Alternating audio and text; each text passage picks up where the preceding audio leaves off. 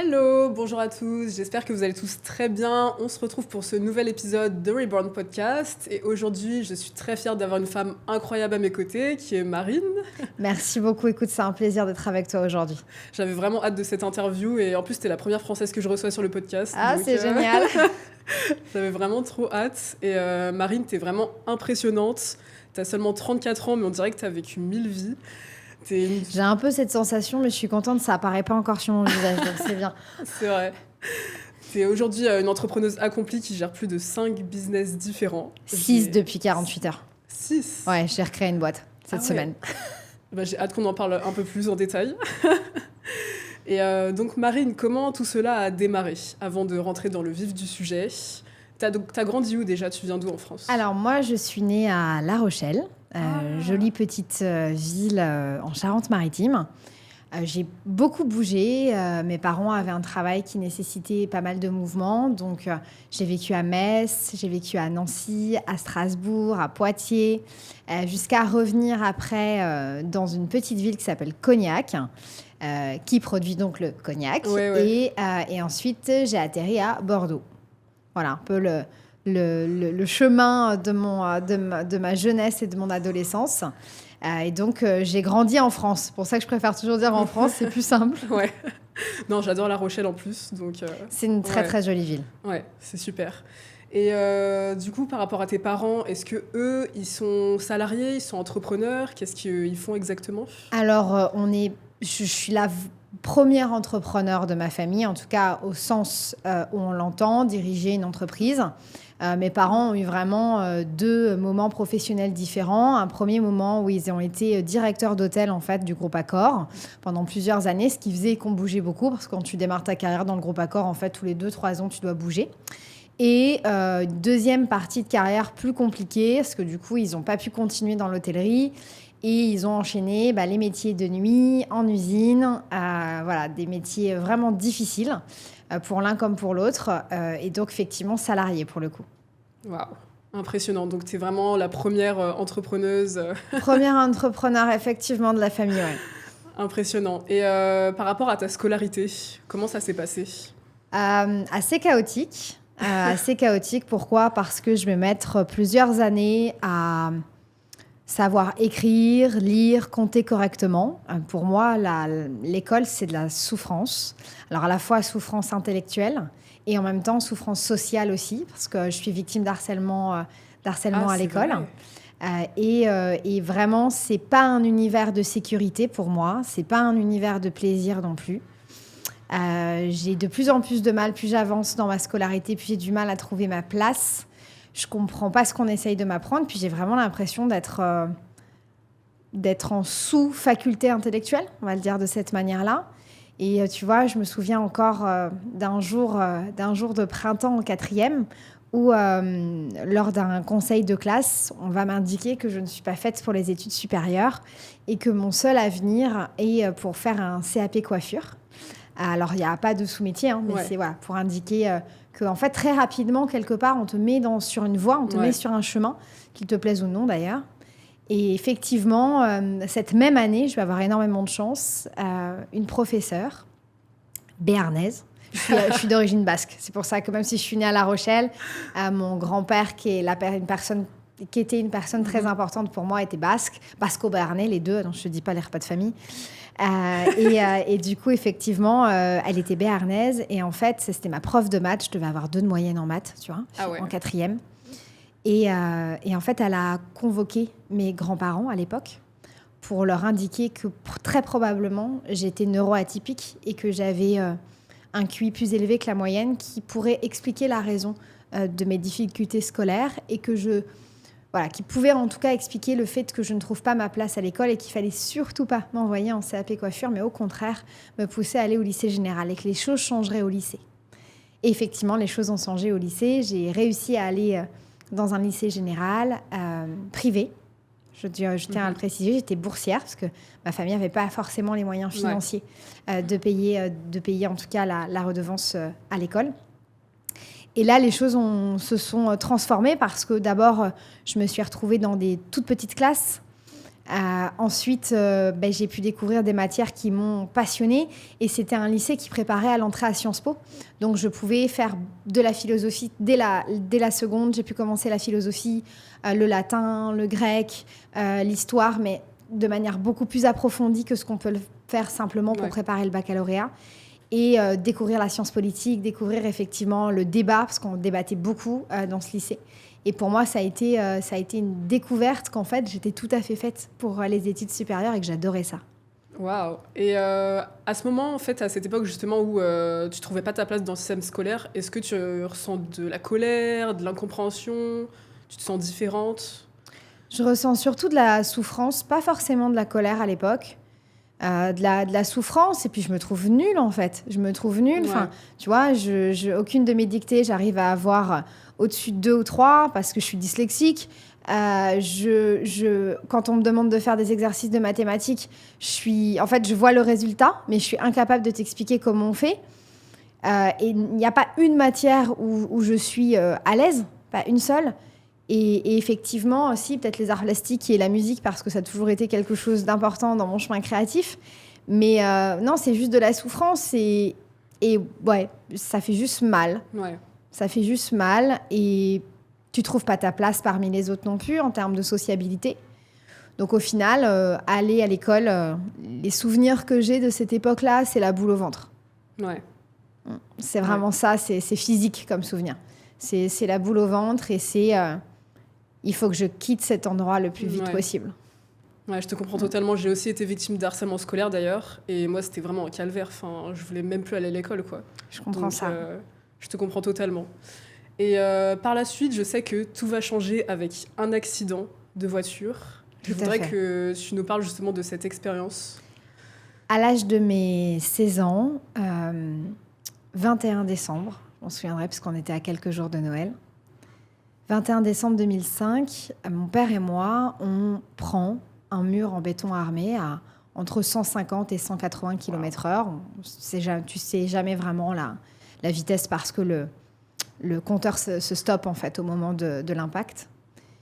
Et ça va tout changer pour plein de raisons.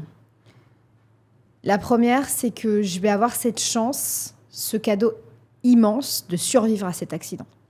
Quand tu vois l'état de la voiture, c'est pas normal que je sois encore là aujourd'hui en train de te parler. La voiture était un cube d'acier complètement compressé. Les pompiers nous ont dit d'ailleurs quelques mois après qu'ils s'attendaient à trouver des cadavres complètement disloqués et pas du tout 2 personnes encore bien vivantes. Donc c'est pour moi un miracle que je sois encore ici. Et le pompier volontaire qui va s'occuper de moi pendant cet accident va avoir cette phrase lorsque je serai mis dans le camion de pompiers c'est complètement momifié, c'est vraiment fait exprès pour pas parce qu'on ne sait pas vraiment s'il y a des choses qui ont bougé, donc il faut stopper les mouvements. Et il aura cette phrase incroyable de me dire « Mademoiselle, vous devriez être morte » et il a complètement raison. Et à ce moment-là, il avait complètement raison. Et là, il y a un truc qui bouge en toi. Alors bien sûr, quand on en parle, on a un peu cette sensation que ça fait un on-off, mais pas du tout. C'est quelque chose qui prend plusieurs mois avant de le conscientiser. Mais ton cerveau conscientise que ta vie est impermanente. Et que tout, du jour au lendemain, peut s'arrêter. Et on regarde tous des séries Netflix quand on est un peu dans le bas, on lit tous des choses un peu à l'eau de rose, etc., où on va entendre cette phrase, l'impermanence de la vie, tout peut s'arrêter du jour au lendemain, carpe diem, le mouvement c'est la vie, tu vois. On se dit, quelque part, on a un peu tendance à se dire que c'est un truc gélatine, un truc un peu, tu vois, bonbon, sur lequel tout le monde se raccroche et sur lequel, sur un lendemain de soirée de cuite, tu te fais un tatouage et tu te dis, mince, j'aurais jamais dû le faire. La réalité, c'est que quand tu as 16 ans, on t'offre ce cadeau de le comprendre dans ta chair, ça change tout, en fait. Ça change ton rapport à l'environnement qui t'entoure, notamment aux gens. Moi, j'ai remarqué au fur et à mesure des mois que le regard des gens n'avait plus beaucoup d'intérêt pour moi et que j'étais libérée par cette pression sociale qui pesait sur moi. J'ai identifié que, en fait, je n'avais plus envie de rentrer dans une case comme on essayait et comme, bien sûr, la société essaye de le faire. Là, la seule chose que je souhaitais, c'était être moi et vivre pleinement. Et en me disant le pire qui puisse t'arriver aujourd'hui, c'est de mourir en ayant des regrets. Ouais. Et il y a eu un transfert, tu vois, il y a eu un vrai transfert d'appréhension. Ah, mais je peux pas faire ça parce que je vais être jugée, parce que c'est pas normal, parce que je vais perdre la considération aux yeux des autres. Il est hors de question que je ne le fasse pas. Il est hors de question que je n'expérimente pas. Il est hors de question que je rentre dans une case parce que ma plus grande peur, c'est de mourir en ayant du regret dans ma vie. Ouais. Et donc ça te transforme. Ça te transcende. Ça change quelque chose en toi de manière extrêmement profonde et irréversible. Waouh, c'est impressionnant ce que tu as vécu. Enfin, pas tout le monde en fait aurait cet état d'esprit suite à un accident. Donc toi, tu le vois vraiment comme la vie qui t'a mis à l'épreuve à ce moment-là. Je le vois avec le recul, bien sûr. À l'époque, je pouvais pas parce que c'était beaucoup de douleurs physiques, mentales, émotionnelles, traumatiques. Mais aujourd'hui, je considère que je suis née 2 fois. Je suis née le 9 octobre avec mes parents et je suis née le 21 décembre. Et d'ailleurs, tous les ans, le 21 décembre, je fête cette soirée d'anniversaire. Parce que pour moi, je suis vraiment née 2 fois dans ma vie. Et effectivement, donc je fête le 9 octobre et je fête le 21 décembre. C'est génial, j'ai 2 anniversaires chaque année. Franchement, c'est top. Donc parce qu'effectivement, le 21 décembre pour moi, et c'est un moment que je fête uniquement avec des gens que j'apprécie profondément. Et c'est un moment en fait où je me dis, ok, est-ce que tu as perdu ton année ? Est-ce que tu as profité de cette année qui vient de s'écouler ? Est-ce que tu lui as rendu hommage à cette année de vie ? Est-ce que tu as des regrets cette année ? Et qu'est-ce que tu vas faire l'année prochaine ? Moi, c'est pas, vous voyez, on en fête beaucoup le 31 décembre, 1er janvier, tout ça. Moi, c'est pas là. Moi, 21 décembre, c'est vraiment, ok. Alors, moi, je suis spirituelle et je me dis, voilà, est-ce que la chance qu'on m'a donnée aujourd'hui, je la respecte ? Est-ce que du coup, par là même, je me respecte dans les choix que je fais ? Donc c'est pour ça que pour moi, le 21 décembre est très important et que je continue à le fêter et c'est une bénédiction pour moi. Donc en fait, ça a totalement changé ta vision des choses. Tu vois plus les choses de la même manière. Non, complètement. Complètement changé. Alors, comme je le dis toujours, c'est pas un on-off. J'ai eu mon accident, j'avais 16 ans. Il a fallu plusieurs années pour conscientiser ces changements.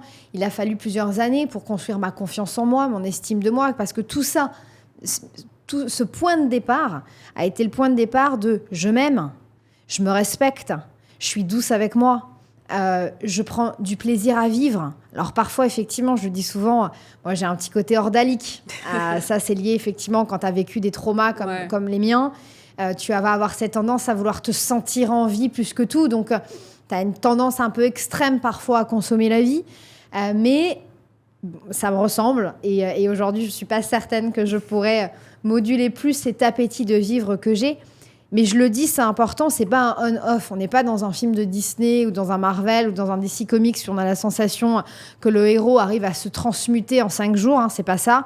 Mais par contre, c'est un point de départ qui est tellement violent, qui est tellement impactant, qu'effectivement, c'est un peu comme un jeu de domino. Ça a entraîné une suite de conséquences et de changements internes qui font qu'aujourd'hui, j'ai 34 ans et je sais ce que je veux dans la vie.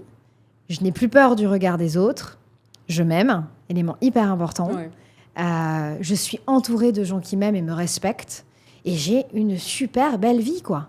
Alors oui, comme tout le monde, je vais avoir des difficultés. Bien sûr. Mais je les vis avec un recul qui est extraordinaire.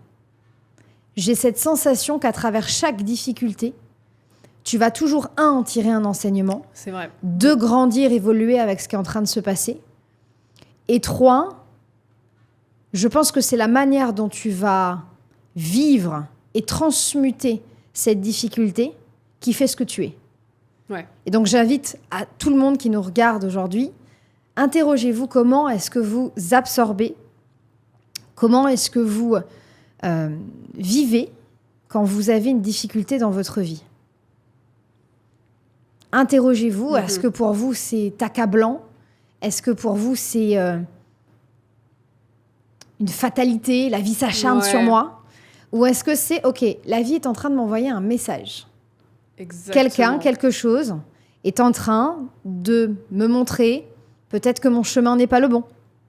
C'est vrai. Peut-être que je dois me retirer un petit peu du monde pour réfléchir sur moi. Peut-être qu'il y a un désalignement dans ma vie. Mais chaque difficulté que nous vivons nous permet de grandir. Et je pense que quand on comprend ça, on est plutôt heureux dans sa vie. C'est vrai. Tout est une question de perspective, selon moi, de toute façon. Tout à fait. Ouais. Et rien n'arrive contre toi, tout arrive pour toi aussi. Je suis 100% alignée avec toi. Et je vais donner un exemple très biologique qui m'a été donné par une personne qui m'accompagnait sur la gestion de mes émotions et de mon stress et qui m'a rappelé, alors que quand même je suis neuroscientifique, que le stress n'est qu'une réponse biologique. Et pourtant, quand on parle de stress, on va avoir cette tendance à ce que ça soit perçu comme quelque chose de négatif. Oui, tu es stressé, tu es surmené, il ne faut pas que tu stresses. Alors qu'en fait, le stress, c'est quoi ? C'est une réponse biologique qui permet d'avoir une augmentation de ton adrénaline et de ta cortisol.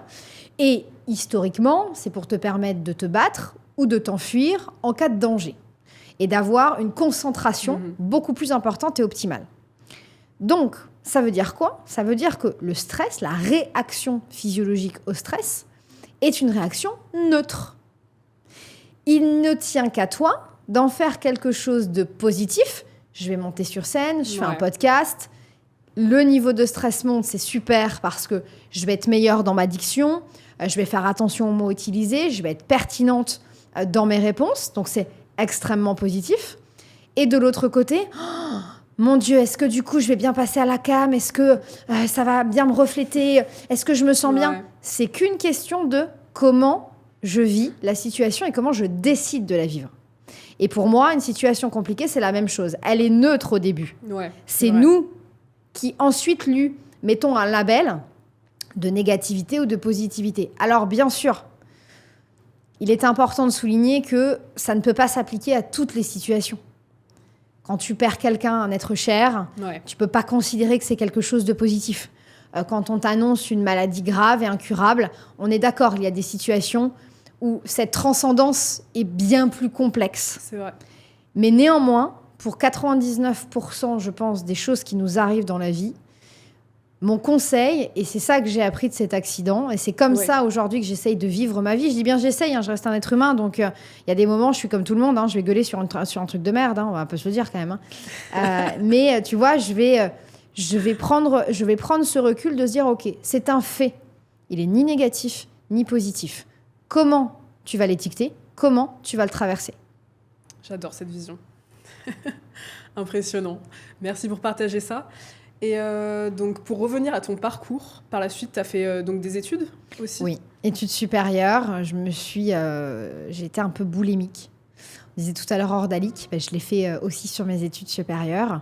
Donc, j'ai 9 diplômes à mon actif. 9 ? Mais c'est énorme. Tout à fait. J'ai 9 diplômes à mon actif. Donc, j'ai fait droit, sciences politiques, anthropologie, sociologie, psychologie. J'ai fait histoire, neurosciences, data visualisation... et également négociation complexe. Ça t'a pris combien de temps pour faire tout ça ? Quasiment un temps normal parce que chaque cursus, en fait, je ne faisais pas un cursus par un cursus. J'en faisais entre 2 et 3 par an de manière simultanée. Donc, ce qui m'a permis d'aller relativement vite. En plus, dans le système scolaire français, tu peux faire facilement des passerelles. Donc, parfois, j'ai validé un M1 en une année en arrivant tout de suite sur le M1 et je n'avais pas besoin d'aller sur le M2 parce que je ne partais pas sur un PhD, donc un doctorat, après derrière de recherche sur la discipline. Donc, le M1 était suffisant. Donc, effectivement, j'ai pu je l'ai dû le faire ça en 6 ans. À peu près, pour valider tout ça. La négociation complexe est arrivée un peu plus tardivement. Là, je l'ai fait quelques années, bien des années après, en fait, quand j'avais 30 ans. Et j'ai eu 18 mois là, de formation sur la négociation complexe, étant la négociation de crise, au contact d'une structure qui s'appelle ADN Group, qui sont pour moi les meilleurs de France sur la négociation complexe. Ce sont des gens extraordinaires, d'une humanité incroyable, d'un savoir-faire incroyable, et ce sont des anciens pour certains, du RAID, du GIGN, de l'ONU, de situations de crise extrêmement complexes et où ils ont pu travailler pour des institutions de renommée mondiale pour effectivement des situations terroristes, prise d'otages, des choses assez incroyables. Et j'ai eu cette chance d'être à leur contact et formée par eux pendant 18 mois. C'est impressionnant, et je pense que ça t'a apporté énormément de choses, ces différents domaines, non ? Ça m'a fait beaucoup évoluer, parce que je crois que quand tu apprends la négociation complexe, tu apprends d'abord sur toi, en premier lieu. Et puis, ça te fait comprendre. Moi, j'étais ce que j'appelle la petite fille en colère. J'étais assez en colère une bonne partie de ma vie. Et la négociation complexe m'a appris à apaiser cette colère intérieure, m'a appris à comprendre que par les mots, par l'influence, et l'influence n'étant pas la manipulation, c'est deux choses différentes, tu peux pacifier un conflit.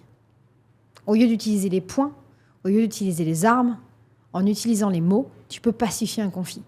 Et quand tu comprends ça, moi qui ai vécu des conflits depuis toute petite, qui n'ai jamais compris, qui a toujours eu peur de la violence humaine, ayant malheureusement été confrontée à elle, j'ai compris que j'avais ni besoin d'apprendre à faire du Krav Maga, ni besoin d'apprendre à tirer, ni besoin, parce que j'étais comme ça, mentalement, j'étais vraiment comme ça, ni besoin de savoir utiliser un couteau, mais que savoir appréhender la psychologie humaine, écouter l'autre avec empathie, même si c'est ton pire ennemi. J'ai bien dit, même si c'est ton pire ennemi. Et utiliser les mots pour pacifier le monde, je trouve que c'est extraordinaire. Et d'autant plus, je ne sais pas quand est-ce que ton podcast va être diffusé, mais malheureusement, je pense que les conflits armés n'auront pas cessé. Non, c'est sûr. Quand on voit ce qui se passe aujourd'hui dans le monde, j'invite tout le monde à se former à la négociation complexe, même si c'est quelques heures par-ci par-là, parce que tant qu'il y a du dialogue, il n'y a pas de mort.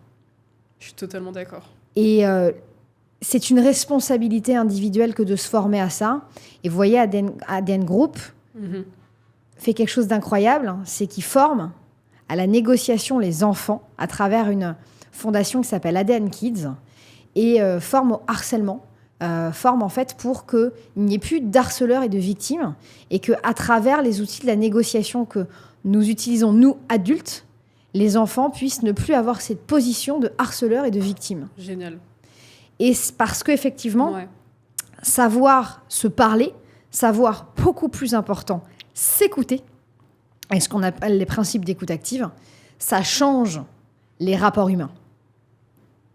Véritablement. Wow. C'est magnifique ce que tu viens de dire. Franchement, merci pour beaucoup. ça. Et par la suite, je sais que du coup que tu as été diagnostiquée d'un syndrome des lèvres dans l'os et d'endométriose, pardon. Comment ça s'est passé cette étape de ta vie ?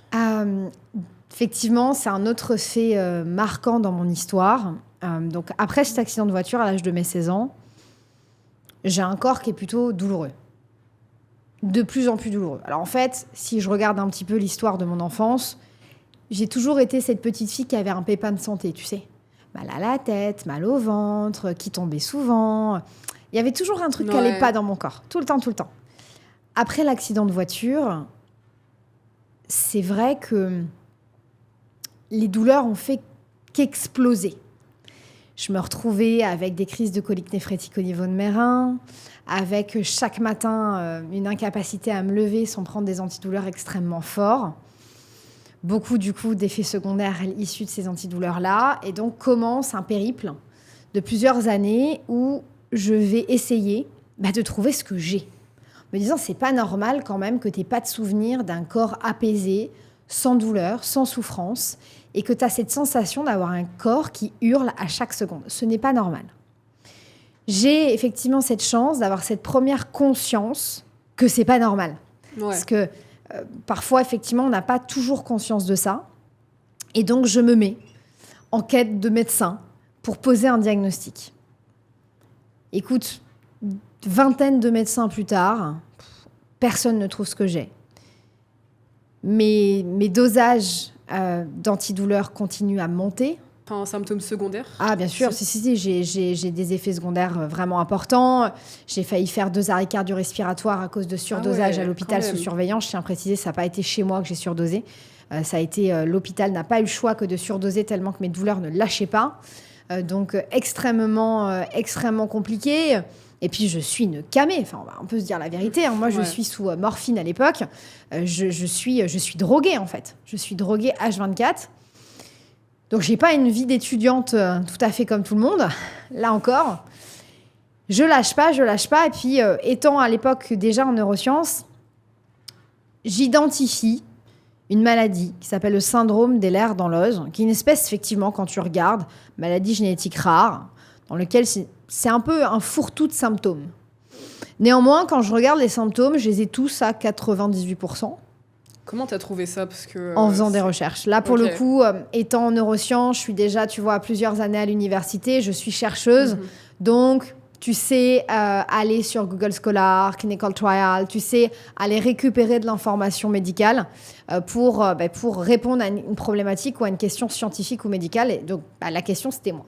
Donc, je suis tombée sur des articles sur le syndrome d'Ehlers-Danlos. J'identifie qu'il y a un seul syndrome d'Ehlers-Danlos à l'époque qui est étudié à l'université de médecine, qui est une dégénérescence d'un gène qui va faire que tu vas avoir des dissections aortiques spontanées. Donc une, parce que majoritairement, tu t'en sors pas quand tu en as une. Dissection spontanée.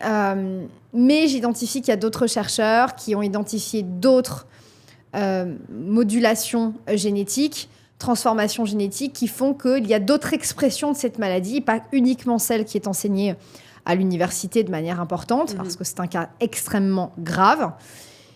Et j'ai aussi des douleurs pendant mes règles, donc bien sûr, je présume d'avoir une endométriose également à cette époque-là.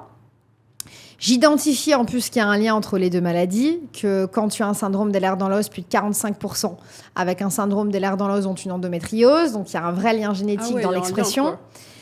Et je décide de prendre 2 rendez-vous à ce moment-là, n'étant quand même pas médecin. Moi, j'étais scientifique, pas médecin, donc c'est différent dans l'approche. Je décide de prendre rendez-vous avec 2 médecins, l'un sur Bordeaux, l'autre sur Paris. L'un étant vraiment celui qui gère le syndrome d'Ehlers-Danlos dans ma ville à l'époque, et le deuxième qui est celui qui a passé 45 ans de sa vie, parce qu'il il était déjà très âgé quand il m'a diagnostiqué, mais voilà, il est toujours très très âgé du coup, qui en fait a travaillé sur d'autres modulations génétiques, d'autres transformations génétiques par rapport à cette maladie-là. Et donc je vais voir le premier, il y a 6 mois d'attente, il va me recevoir 10 minutes, il ne va pas m'ausculter. C'est pas vrai. Il ne va quasiment pas me poser de questions médicales. Il va à peine me regarder dans les yeux. Il va simplement m'expliquer qu'au vu de mon historique médical, au vu du nombre de médecins que j'ai déjà rencontrés, la seule maladie que j'ai, elle se trouve dans mon esprit et qu'il serait peut-être temps que je fasse le choix de m'interner en maison de repos pour pas dire autre chose. Tu ressens quoi à ce moment-là quand il te dit ça? Moi qui suis plutôt d'un caractère extrêmement résilient, là, je m'effrite. Je m'effrite complètement. Je ressors, je suis un peu comme un zombie. Je ressors de ce rendez-vous zombifié. Je pose mes fesses sur le trottoir du parking de l'hôpital. Je suis en pleurs. Et je vais demander à mon conjoint de l'époque de prendre rendez-vous à la maison de repos de Bordeaux en disant, écoute, en bonne scientifique que je suis, ça fait une 20aine de médecins que je rencontre. Ils ne trouvent rien. Donc, mon problème, il est d'ordre psychologique. Donc, tu pensais vraiment que tu étais folle, en fait. Ouais. Je me suis simplement rendue à une évidence qui est factuelle. Moi, je reste, comme je te le dis, scientifique. Tu vas avoir 20 spécialistes différents sur 20 maladies différentes. Personne ne trouve ce que tu as. Effectivement, tu te dis qu'il a peut-être raison. Et tu as, à ce moment-là, j'en ai tellement marre. C'est tellement dur d'avoir cette vie qui est une demi-vie, en fait, que je prends cette décision. Et là, je tiens à le dire, mon ex-conjoint va avoir cette action complètement game changer. Il va prendre le téléphone, il ne va pas du tout appeler Charles Perrins. Il va appeler le 2e professeur qui est à Paris. Donc j'avais 12 mois d'attente encore avant d'aller le voir. Et ce professeur va me diagnostiquer au téléphone. Il va rester 2 heures avec moi au téléphone. Donc il faut imaginer que c'est un grand pontin. La personne, elle a des rendez-vous de 6 heures le matin jusqu'à 23 heures son dernier patient. Enfin, voilà. Ce professeur va me changer ma vie parce que, il va me garder 2 heures au téléphone. Donc je vais comprendre que dans la santé, il y a des gens d'une humanité incroyable. Il va m'expliquer que j'ai probablement raison dans mon diagnostic de ne surtout pas aller à Charles Perrins. Et il va me dire, écoutez, je vous prends pour vous diagnostiquer la semaine prochaine, parce que c'est 3 jours d'examen. Vous venez sur Paris, Hôtel Dieu. Vous attendez pas encore 12 mois. Vous venez à Paris. Je pars à Paris. On fait les 3 jours d'examen. Et là, il va à la fois me libérer et me donner une mission. Il va me libérer en me disant je vous confirme, vous avez bien un syndrome d'éhlers dans l'os de type hypermobile, donc qui est vraiment sa spécialité. Vous avez également une endométriose qu'il va falloir prendre en charge. Donc pour l'endométriose, voici les coordonnées d'un centre spécialisé dans votre région, Bordeaux, ils sont excellents, blablabla. Et puis sur le syndrome d'éhlers dans l'os, alors je vous explique comment ça va se passer. Vous allez devoir faire du sport à minima 1 heure tous les jours. Vous allez devoir porter ce qu'on appelle des combinaisons compressives. Donc, tu sais ce que tu mets quand tu vas prendre l'avion pendant plusieurs heures, les bas, les petits bas. Ça, sur l'entièreté du corps. Tout le corps. Ah ouais. Tous les jours. Vous allez devoir, prendre de l'oxygène à raison de 20 minutes le matin, 20 minutes le soir. Vous allez devoir avoir quasiment tous les 2 à 3 mois des piqûres de lidocaïne dans l'ensemble des muscles qui vous font souffrir. Donc, il faut imaginer, c'est extrêmement douloureux d'avoir des piqûres de lidocaïne. Donc, la lidocaïne étant un anesthésiant. Donc, on t'explique ça. Ouais. Et puis, il continue sa liste. Une liste un peu à la Prévert, tu vois. Et là, tu te dis, alors, bon, c'est super. Déjà, la première bonne nouvelle, c'est que je ne suis pas folle. J'ai bien quelque chose qui n'est pas correct dans mon organisme. Mais on est en train de m'expliquer qu'avant d'être un être humain, je suis donc une patiente. Et que ma seule activité dans ma vie, à partir d'aujourd'hui, va être de composer avec cette maladie et de vivre qu'à travers elle. Et là, j'ai un premier refus intérieur de ça. Et là, merci l'accident de voiture, tu vois. J'ai un premier refus intérieur de dire non. Alors non, en fait, non, ça va pas se passer comme ça, mais du tout. Je sors dans la salle d'attente, donc il est super tard, il est 21h30, 22h, il fait nuit, on est en plein hiver, l'hôtel-dieu, c'est ultra glauque à Paris. Ouais. Et on est une quarantaine de patients dans la salle, tu vois. Et là, tu te dis, attends.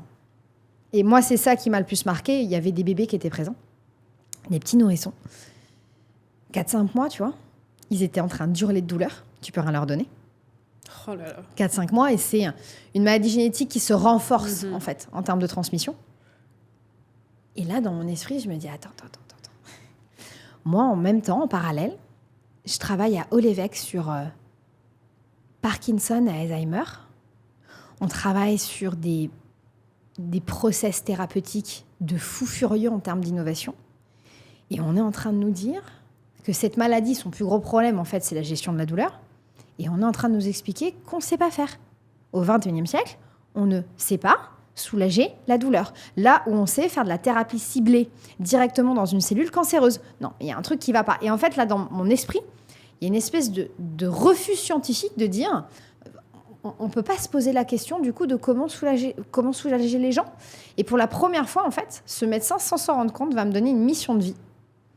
Et va me transmettre une charge qui est celle de dire trouve une solution. Tu veux pas de cette vie, tu refuses de voir des bébés de 4 mois hurler de douleur, trouve une solution. Et là, je vais rentrer, je vais revenir à Bordeaux. Va s'en suivre, je le fais un peu en accéléré, 2 ans et demi, 3 ans de lecture sur le fonctionnement des mécanismes de la douleur aiguë et chronique. Je pense que j'ai absorbé tout ce que je pouvais absorber en termes de connaissances. Ouais. Je découvre que c'est un mécanisme en fait, qu'on maîtrise et qu'on arrive à expliquer depuis à peine 15 ans, ce qui est très très peu. Ah oui, c'est peu. Ouais, qui est vraiment très très peu en termes de recul. Je découvre qu'en fait, on a la nécessité pour avoir un bon traitement de faire ce qu'on appelle du multicible en pharma. Donc ça veut dire avoir un médicament synthétique, chimique, qui va agir sur plusieurs endroits sur tes neurotransmetteurs. Sauf que plus tu agis sur plusieurs endroits, plus ton corps va avoir du mal à éliminer les substances. Et donc, il y a un risque de mortalité qui augmente chez les personnes. Et en gros, plus ton médicament est multicible, plus il tue. C'est aussi simple que ça. Et qu'on n'a pas réussi à trouver la technique encore pour faire du multicible complexe sans tuer ton patient à la prise du médicament. Donc, effectivement, je commence à comprendre pourquoi est-ce qu'on n'a pas de solution sur la partie douleur. Et un jour, en plein TD, en neuro, on étudie le système dopaminergique, qui est l'un des systèmes vulgairement qu'on appelle système du plaisir. Et donc, quand tu ressens en fait une émotion positive, quand tu prends du plaisir, c'est la dopamine et la sérotonine majoritairement qui vont s'exprimer. Ouais. Et donc, quand tu étudies ces types de mécanismes, tu vois de l'imagerie cérébrale fonctionnelle, des données chimiques, biochimiques. Mais je reviens sur ce que j'ai dit au début, tu vois des imageries cérébrales fonctionnelles. Donc, des gens, des vrais gens, qui sont sous un IRM et où tu peux observer vraiment ce qui se passe au niveau du cerveau en direct. Pas savoir pourquoi, pourtant ça fait plusieurs années que je suis en neuro. Et là, je décide de poser une question assez naïve. Je demande à qui sont les cerveaux que j'observe. Mon chargé de TD de l'époque m'explique que ce sont des cerveaux de volontaires sains, donc de gens en fait que tu payes pour venir bêta-tester ou faire des expériences auprès des scientifiques. Donc sans les volontaires sains, on ne pourrait pas comprendre le fonctionnement du cerveau. Et en gros, ils restent 3-4 heures dans un IRM et on fait des expériences. Donc ok, très bien. Et je dis, mais alors, il y a un truc que je ne comprends pas quand même. On parle de plaisir. Je ne sais pas si vous nous écoutez, si vous avez déjà passé un IRM, mais il fait froid. Au bout d'une demi-heure, tu as mal partout parce que c'est vraiment pas confortable. C'est un bruit assourdissant. Et je dis donc, je ne comprends pas comment ces gens-là ont pu ressentir du plaisir. Donc, je fais une petite blague d'ailleurs à l'époque. Je dis, alors, sauf s'ils sont BDSM. Je dis, mais sinon, je ne comprends pas trop. Et donc, à ce moment-là, mon chargé de TD m'explique qu'ils utilisent des sons, des images qui permettent, sur demande, d'enclencher une réponse dopaminergique pour pouvoir l'observer. Ouais. Là, je relève la main. Je dis, du coup, je voudrais poser une hypothèse. Sachant qu'on sait qu'il y a un déficit dopaminergique dans la douleur chronique, notamment, il y en a d'autres, mais voilà. Est-ce qu'on pourrait poser l'hypothèse que ces mêmes sons, ces mêmes images, pourraient du coup être un traitement potentiel pour la douleur ? Et là, on va me faire une réponse, on va me dire non, ce n'est pas possible parce que la science, ce n'est pas aussi simple. Et pour la première fois, on me fait une réponse qui en fait est une réponse de conviction et n'est pas une réponse scientifique. Il n'y a pas une démonstration de ce non. Ouais. Et là, écoute, il y a peu de fois dans ma vie où j'ai ressenti ça, mais mon corps va me faire comprendre physiquement que c'est ça que je dois faire. Comment tu sais que c'est ça que... C'est, je pense, ce qu'on appelle l'intuition. En tout cas, voilà, après, on pourra débattre là-dessus sur la position neuroscientifique sur l'intuition. Mais dans le corps, il va se passer une sensation dans mon corps. Je l'ai ressenti que 3 fois dans ma vie. Extrêmement forte, où en gros, ça va venir des tripes et où je vais sentir que c'est ça que je dois faire. Ouais, c'est une évidence. Et qu'en fait, la solution, elle est devant moi. C'est ça. Donc, je vais faire confiance, moi qui suis plutôt hyper rationnelle. Je vais suivre cette sensation que j'ai eue à ce moment-là. Je vais enclencher plus de 3 ans de recherche toute seule. 3 ans. Je vais identifier non pas 1, 2, 3 fréquences, mais des centaines de fréquences sonores et visuelles. Et là, je vais commencer à me dire, mais tu vas pas utiliser toutes les fréquences, en fait. Tu vas pas toutes les mélanger. Mm-hmm. Donc, un petit peu comme un médicament, je vais en sélectionner certaines et je vais faire ce qu'on appelle une formule technique. Et issu de ça, je vais faire mon premier produit qui s'appellera Endocare. Premier produit permettant de diminuer la douleur chez les femmes atteintes d'endométriose. Incroyable. Produit qui sera testé comme un médicament, je tiens à le dire. C'est pas un truc, ça a mis plus de 10 ans pour obtenir les homologations et les tests. Qui sera testé comme un médicament, qui démontrera qu'on arrive à diminuer à plus de 51% la douleur. Ah oui, avec une seule prise, on arrive à avoir un effet sur plus de 3 à 4 jours. Aucun antidouleur n'est capable de faire ça aujourd'hui. Sans aucun effet secondaire ni accoutumance. Il obtiendra son homologation Medical Devices pour l'Europe. Et effectivement, aujourd'hui, c'est l'un des traitements les plus performants pour la prise en charge des douleurs dans l'endométriose. Et donc, mon intuition de départ s'est révélée vraie. Et pour toi, ça fonctionnait aussi ? Écoute, ce que je peux dire aujourd'hui, c'est que je n'ai pas pris d'antidouleur extrêmement fort, donc notamment de type morphine depuis, je pense bien, au moins 3 à 4 ans. Et qu'aujourd'hui, je dois avoir 1 à 2 crises de douleur par an qui se règlent soit avec ma solution, soit avec une prise de Doliprane 500. Waouh. Quel chemin. Et comme quoi, ton intuition, elle disait vrai. Tout à fait. C'est impressionnant, vraiment. Merci beaucoup. Et donc, ce produit-là est sur le marché actuellement ? Ce produit-là, donc la société que j'ai créée, qui à l'époque s'appelait Lucine, une société aujourd'hui qui n'existe plus, le produit a été cédé à une société qui s'appelle Butterfly Thérapeutique et qui est en charge du coup de la mise sur le marché de ce produit. Et logiquement, cette année, la mise sur le marché devrait être opérée. Et du coup, effectivement, j'espère septembre-octobre, mais ça, c'est plus mon business maintenant, c'est le leur. Non, mais c'est incroyable. Même moi, je pense que je vais le tester, donc tu peux être fière de toi. Merci beaucoup. Et par la suite de ça, je sais aussi que tu as été diagnostiquée donc HQI et avec un spectre autistique, c'est ça? Tout à fait. J'ai un petit. Là aussi, c'est très très proche du syndrome d'Ehlers-Danlos. En fait, on a, d'un point de vue épidémio, on sait que les personnes atteintes de cette dégénérescence du syndrome d'Ehlers-Danlos, même chose, 45 à 50% ont une neuroatypicité. Donc voilà, ça s'explique aussi d'un point de vue génétique. Donc pour ma part, effectivement, je cumule 3 neuroatypicités. La première, j'ai un trouble dyslexique. Donc on l'entend parfois, j'ai des mots qui ne se mélangent pas correctement quand je parle, même si j'essaie de faire très attention à ça. C'est parfait. Du coup, effectivement, je suis HQI ou HPI, les deux disant la même chose. Donc j'ai simplement un quotient intellectuel haut, voilà. Et j'ai ce qu'on appelle un TSA, donc un trouble du spectre autistique, plutôt léger, mais qui est malgré tout présent et handicapant sur le quotidien, mais que j'adore. Et c'est comment en fait le syndrome du spectre autistique, ça fonctionne comment? Alors c'est très différent. Je vais répondre en tant que scientifique, pas forcément en tant que personne qui l'a dans son corps. La première chose déjà, c'est que c'est extrêmement complexe de donner une définition.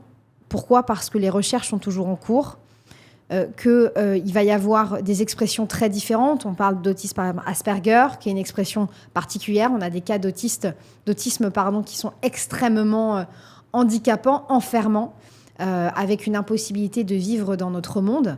Et puis on va avoir, c'est pour ça qu'on parle de spectre, parce que effectivement, c'est extrêmement large dans son expression. Ce qu'on peut dire, et là je vais parler de moi à titre personnel, ce que je peux dire aujourd'hui, c'est que je vais avoir une hypersensibilité sensorielle qui est présente, pas sur tous mes sens, mais sur certains, qui peuvent faire qu'à un moment donné, j'ai besoin de me retrouver complètement isolée pour pouvoir refaire descendre cette captation de sensoriel qui est extrêmement fatigante et qui peut faire complètement stopper le fonctionnement du cerveau. Je vais avoir de la difficulté sociale, donc il y a certaines émotions que j'ai du mal à repérer chez mes congénères. Comme quoi? Par exemple, la colère et la tristesse, je ne vois pas toujours la différence. La seule chose que je fais, c'est que j'ai des exercices que je fais toutes les semaines dans lesquels je lis des micro-expressions pour entraîner mon cerveau à identifier ces micro-expressions-là.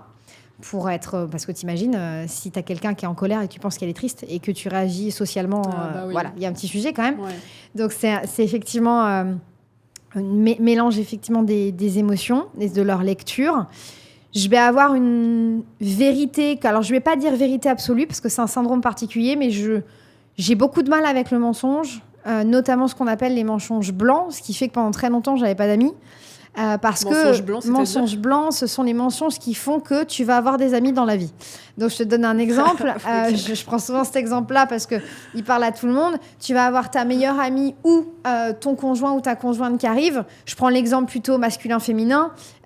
Donc, tu es un homme, ta conjointe arrive. Chérie, est-ce que cette robe me va bien? La robe ne lui va pas du tout, d'accord? Pas du tout, du tout. C'est des choses qui arrivent. Eh ben, mensonge blanc, c'est bien sûr chérie, t'es magnifique. Ah ouais, je vois. Ok. Pourquoi? Parce que y a pas d'intérêt à lui dire que la robe lui va pas.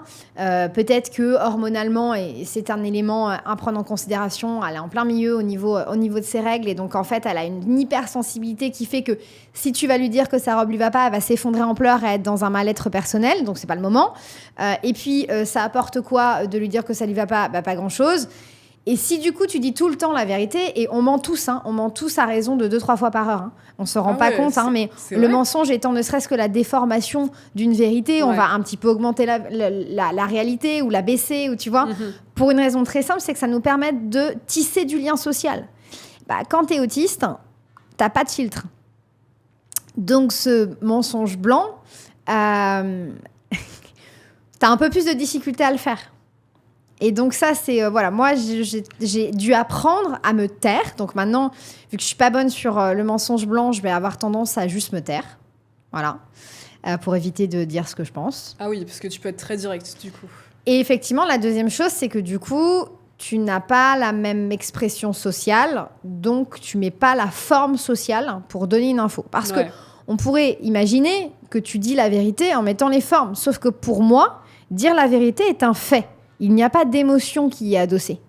Et ça ne veut pas dire que je ne suis pas empathique pour l'autre. C'est d'ailleurs pour ça que j'ai appris à me taire. C'est parce que je suis empathique. Ça veut juste dire que ça me demande un effort intellectuel d'adaptation extrêmement important de faire ce qu'on appelle les discussions de machine de café. Tu vois, par exemple, moi, quand on me demande est-ce que ça va, je fais une vraie réponse. Donc, tout à l'heure, tu vois, tu m'as demandé est-ce que ça va, je t'ai dit, hier, j'ai été malade toute la journée, j'ai des problèmes de tachycarde. Franchement, j'ai passé 24 heures à faire un marathon, mais aujourd'hui, ça va. Tu vois comment ça va, socialement, dans 80% des cas, tout le monde répond, oui, ça va. Ouais. C'est vrai. Parce que les gens, socialement, tu vas pas, alors que, tu vois, on s'est rencontrés 2 fois, je vais pas te raconter ma vie. Pour moi, c'est un fait.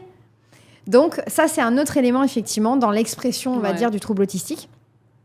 Et puis, après, tu vas avoir le côté plus compliqué de la partie autiste. Et je pense que c'est la première fois que j'en parle.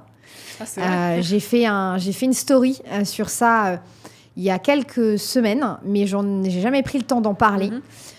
En fait, quand tu souffres d'un trouble du spectre autistique, tu vas avoir des situations qui sont ce qu'on appelle des situations de déclenchement.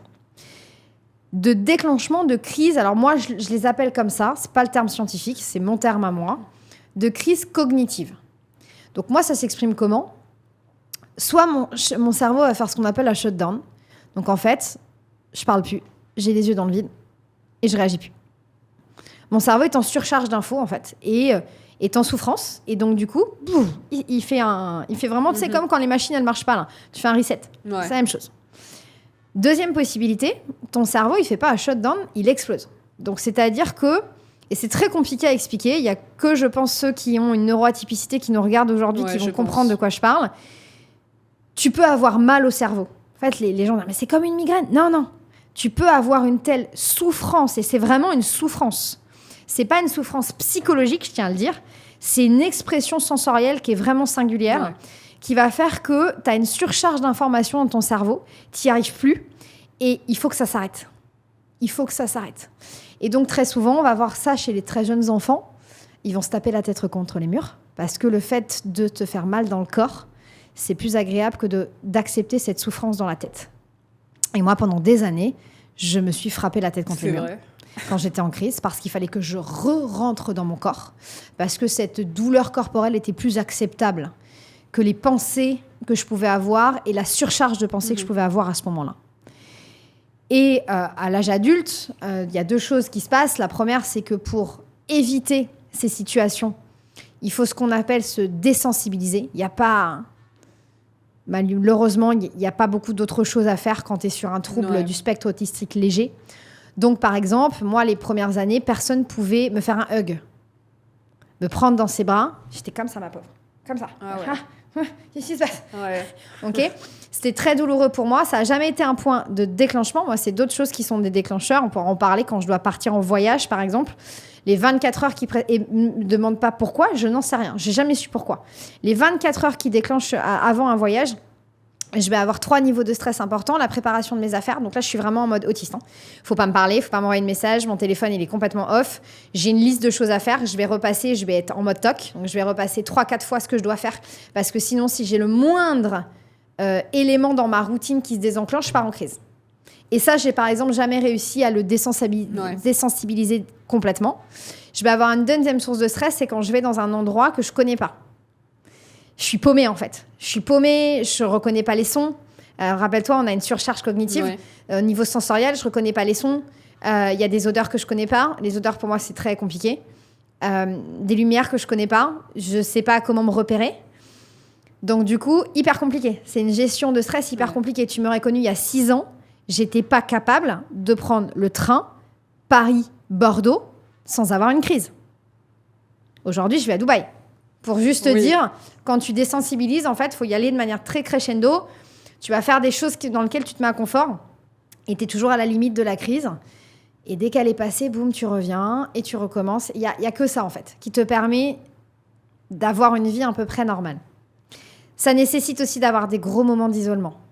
Il faut vraiment des moments seuls. Donc, c'est très compliqué pour la vie de couple parce que si j'avais le choix, moi, je vivrais dans un couple séparé. C'est-à-dire que mon rêve, c'est de trouver quelqu'un qui comprenne mes spécificités. Alors déjà, effectivement, en termes de neuroatypicité, tu vois, moi, je suis capable de me réveiller à 2h30 du matin avec une pensée. Je vais du coup me lever et bosser. Mais non, c'est pas vrai. vrai. Non, parce que sinon, je peux pas dormir. Sinon la pensée est en boucle, je peux pas dormir. Ça me rend folle. Donc tu as besoin de passer à l'action. Et ça, c'est un élément hyper important sur la partie, alors plutôt HQI pour le coup, ça, c'est pas en lien avec l'autisme. Tu cours tout le temps derrière ton cerveau, en fait. C'est toujours lui qui est devant. Donc, tu as deux options. Hein. Soit tu souffres de ça et tu le refuses, soit tu l'acceptes. Et donc, effectivement, tu dors beaucoup moins que les autres, tu fatigues beaucoup plus, tu ne peux pas gérer un problème simple. Si on te donne à gérer un problème simple, en fait, tu te mets en colère. Vraiment, parce que le cerveau peut pas. Alors, pourquoi c'est biologique ?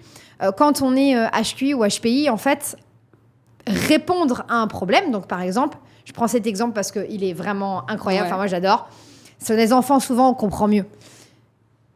CP, qu'est-ce qu'un enfant doit apprendre ? Doit apprendre à lasser, pour ma dyslexie, ses chaussures.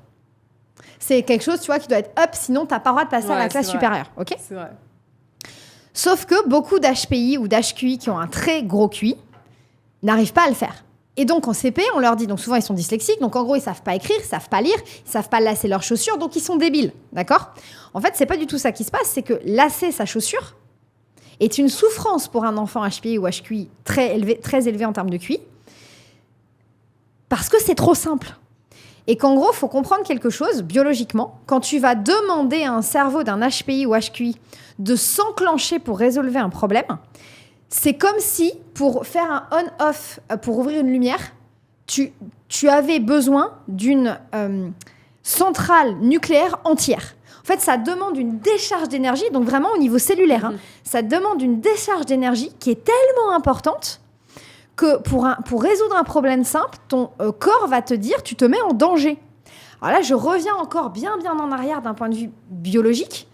Tu sais, les bébés, quand ils ont faim, quand ils ont besoin de dormir, qu'est-ce qui va se passer au premier mois de leur vie ? Ils vont hurler de manière extrêmement violente. Pourquoi ? Parce que quand leur corps leur envoie un signal de faim ou un signal de « j'ai besoin de dormir », l'expression biologique dans leur organisme, c'est « je vais mourir ».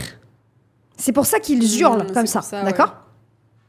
Quand tu es HPI, HQI, et qu'on te demande de régler un problème simple et que tu dois enclencher un niveau d'énergie spatiale, franchement, pour régler une problématique simple, la conséquence de ça, c'est que du coup, tu vas mettre ton organisme en danger. Et un peu comme quand on est bébé, ton organisme va dire c'est hyper dangereux, breakdown. Stop tout de suite. On stoppe tout de suite. Et donc, tu vas rentrer en crise, soit en colère, soit en crise de pleurs. Mais en tout cas, tu vas rentrer en crise parce que c'est pas possible. Ça te demande, et tu vois, je pense que ça doit même se voir quand je le dis, parce que je le ressens même physiquement.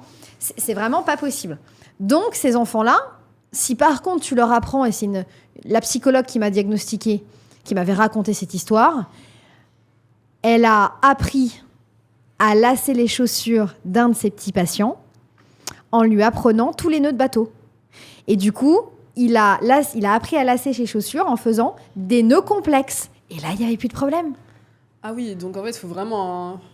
Notre cerveau n'aime pas faire les choses qui sont simples. On ne choisit pas. On ne choisit pas forcément. C'est pour ça que beaucoup d'HPI, HQI vont avoir besoin d'être ultra sollicités cognitivement, vont souvent avoir plusieurs activités, plusieurs passions, vont être très ordaliques. En fait, on a cette sensation, on est très extrême.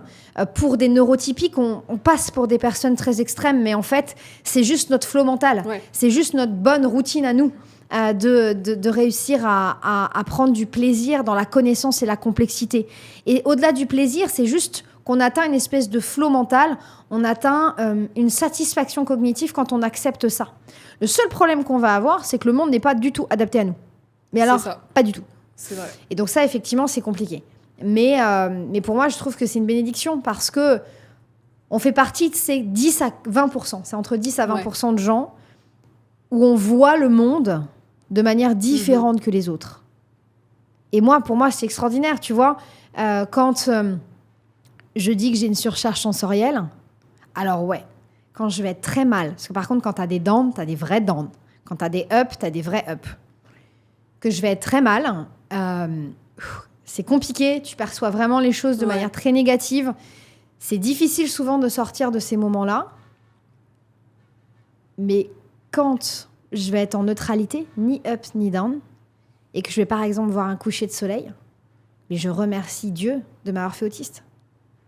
Parce que ce que je vois est décuplé, ce que je perçois est décuplé. C'est extraordinaire. C'est incroyable. Je vois le monde, mais de manière extraordinaire. Donc voilà, on a, grâce à cette neuroatypicité, on vit des choses incroyables et on vit des choses très difficiles aussi. C'est ça. Je tiens à préciser qu'il y a d'autres neuroatypicités. Pour ceux qui nous écoutent, peut-être qu'il y en a qui vont dire « Mais attends, l'hypersensibilité », oui, l'hypersensibilité est une neuroatypicité. Bien évidemment, ce qu'on appelle HPE ou HQE est une neuroatypicité. Très souvent, on est les deux quand on est hypersensible. Tous les types de troubles d'X aussi sont une neuroatypicité.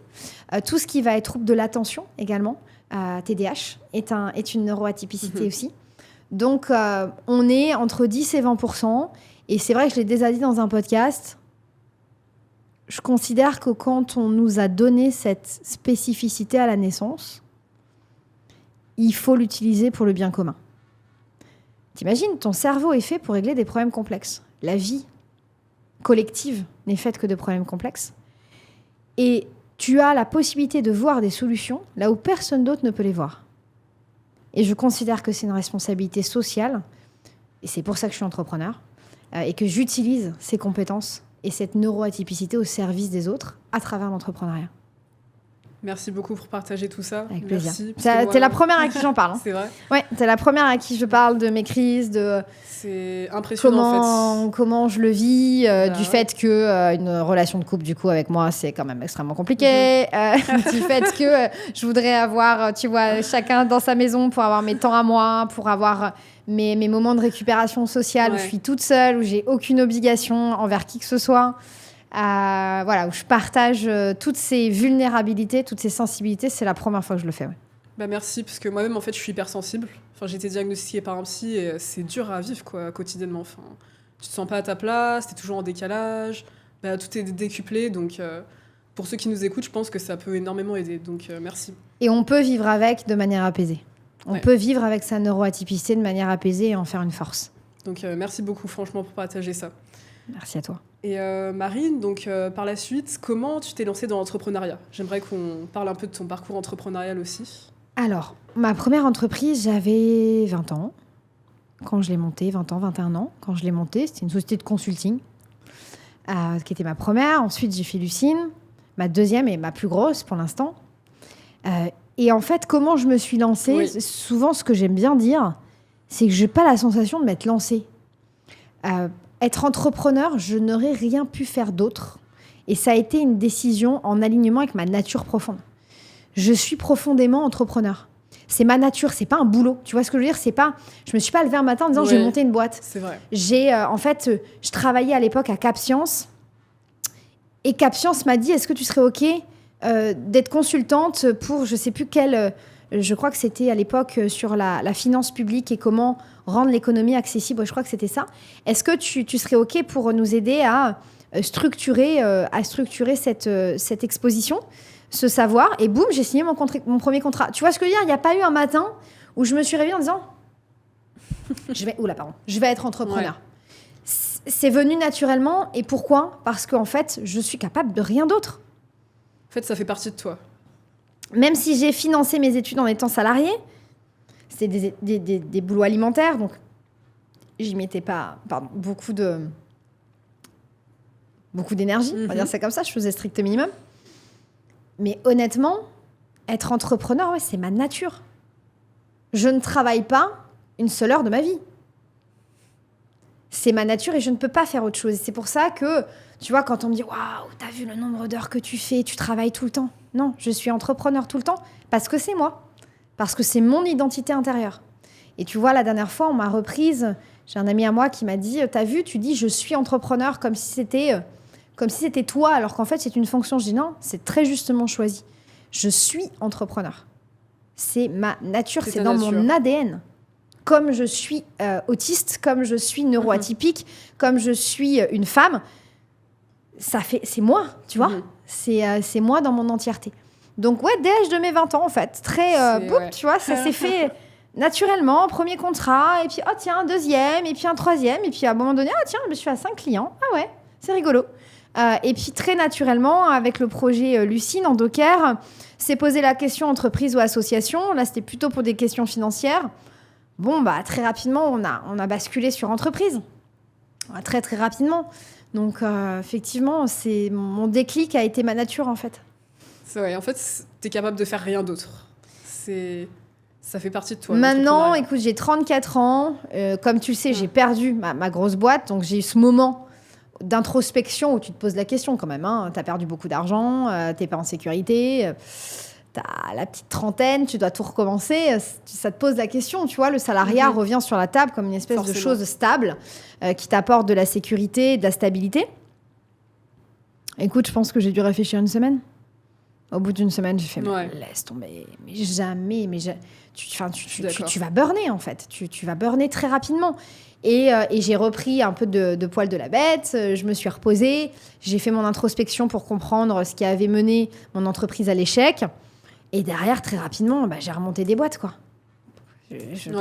Et tu vois, aujourd'hui, plusieurs mois après, mes boîtes vont bien. J'en ai plusieurs, d'activités différentes. J'ai rarement été... Non, franchement, j'ai jamais été aussi heureuse. J'ai 34 ans. J'ai une vie, j'ai la vie que j'ai toujours voulu avoir, alors sans la designer en termes de visualisation, mais en termes de sensation intérieure. Je suis hyper heureuse, quoi. Ouais, ça se sent que t'es épanouie. Épanouie, je sais pas, il y a encore des trucs, tu vois, sur lesquels il faut travailler, mais en tout cas, je suis à ma place. Je suis à ma place à Dubaï, je suis à ma place en tant qu'entrepreneur, je suis encore en train de me construire en tant que femme, ça c'est normal, ça prend, je crois, toute sa vie. Mais en tout cas, je suis à ma juste place et je suis alignée avec qui je suis et ce que je veux faire. Ça, c'est important. Et quand tu as trouvé ce qu'on appelle, nous, occidentales, ton ikigai, il y a un alignement des planètes qui s'opère. Même la vie fait en sorte que tout se passe, quoi. C'est extraordinaire. C'est incroyable. Tu as sur des opportunités sans avoir comment. C'est comme si tout s'alignait. Tout s'aligne. C'est ça. Oui. Et peux-tu nous parler aussi de ta levée de fonds à 12 millions d'euros ? J'aimerais que tu en parles. Alors, sacré sujet. Effectivement, donc avec la première grosse entreprise que j'ai eue, on a levé entre le dilutif et le non dilutif un peu plus de 12 millions d'euros, dont 5,5 qui étaient auprès d'investisseurs professionnels. Que dire ? Comment ça s'est passé ? Déjà, ça ne s'est pas passé pour les bonnes raisons. Et ça, c'est un élément important. Lorsqu'on est entrepreneur, il faut avoir conscience de ses failles intérieures. Il faut avoir conscience de ses blessures. Parce que si on ne les conscientise pas, c'est elles qui guident les décisions dans l'entreprise. Et ça s'appelle l'ego. Alors l'ego, en psychanalyse, c'est ce qui nous représente en tant que soi. C'est pas être égoïste, on n'est pas sur ce terme-là. On est sur le mental qui va nous aider à prendre certaines décisions en nous respectant intérieurement.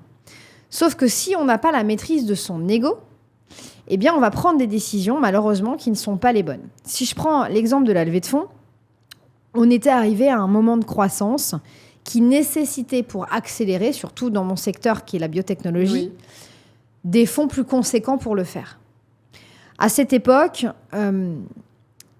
j'avais en tête de lever plutôt 1 ou 2 millions, qui était largement suffisant pour faire ce qu'on avait à faire, et suffisamment inconfortable pour nous pousser à aller réaliser du chiffre d'affaires. Parce que quand tu as beaucoup d'argent sur tes comptes en tant qu'entrepreneur, tu vas être beaucoup moins tenté de faire du chiffre d'affaires. Donc, il faut trouver cet équilibre entre l'inconfort nécessaire à la créativité et à l'énergie pour aller récupérer du chiffre d'affaires et le confort nécessaire pour faire les investissements qui vont te permettre de conserver ton leadership sur ton marché.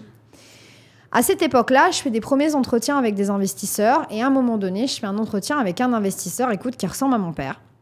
C'est vrai. Mon papa, avec qui j'ai toujours eu des relations, somme toute, assez complexes. Je vais plutôt dire complexes que compliquées. Et j'ai toujours voulu rendre fier mon papa. Ça, on est aligné avec le fait qu'à l'époque, je ne le conscientise pas. Ce monsieur ressemble à mon papa, physiquement, dans son énergie, et m'explique qu'au vu de mon jeune âge, à l'époque j'avais 28 ans, au vu du fait que je suis une femme, oui, c'était rentré dans la conversation, dans tous les cas, personne ne me donnerait 1 euro. Et là, il y a quelque chose dans ma tête qui a craqué. Et dans mon esprit, il y a une petite voix intérieure qui a fait « Ah ouais ? Tu penses que je ne suis pas capable de lever 1 euro ? Eh bien, je te promets quelque chose. Je vais faire la plus grosse levée de fonds de mon secteur, uniquement francophone, quel qu'en soit le prix. » Alors bien sûr, à ce moment-là, je ne me le dis pas.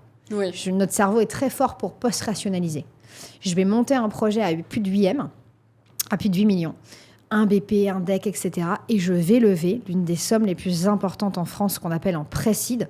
Donc, je n'avais même pas le produit. J'avais l'idée du produit sur un DEC, avec quelques premiers éléments de preuve.